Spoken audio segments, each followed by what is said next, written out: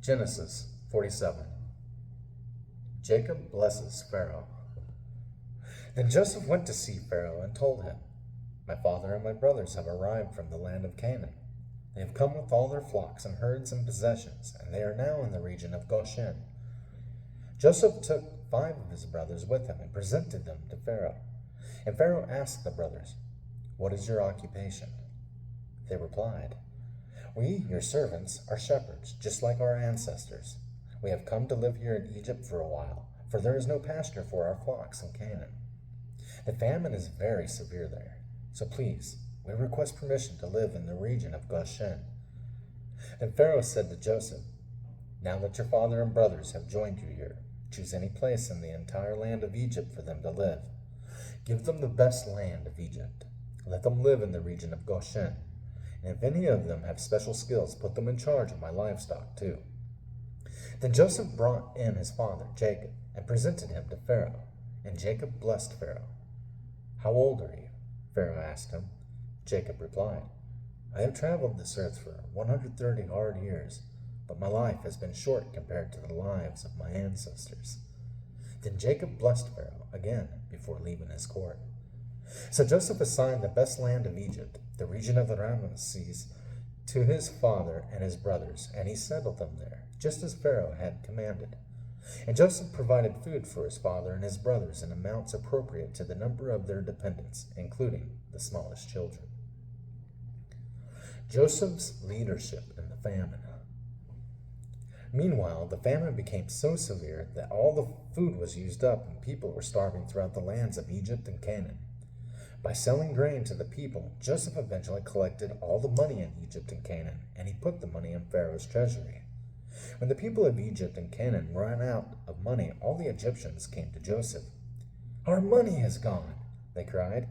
"But please give us food, or we will die before your very eyes." Joseph replied, "Since your money is gone, bring me your livestock. I will give you food in exchange for your livestock." So they brought their livestock to Joseph in exchange for food. In exchange for their horses, flocks of sheep and goats, herds of cattle and donkeys, Joseph provided them with food for another year. But that year ended, and the next year they came again and said, "We cannot hide the truth from you, my lord. Our money is gone, and all our livestock and cattle are yours. We have nothing left to give but our bodies and our land. Why should we die before your very eyes? Buy us and our land in exchange for food. We offer our land and ourselves as slaves for Pharaoh. Just give us grain so we may live and not die, and so the land does not become empty and desolate." So Joseph bought all the land of Egypt for Pharaoh. All the Egyptians sold him their fields because the famine was so severe, and soon all the land belonged to Pharaoh. As for the people, he made them all slaves, from one end of Egypt to the other. The only land he did not buy was the land belonging to the priests.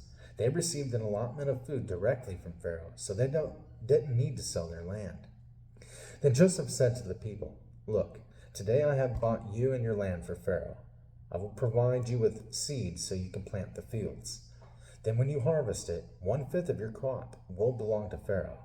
You may keep the remaining 4/5 as seeds for your fields and as food for you, your households, and your little ones." "You have saved our lives," they exclaimed.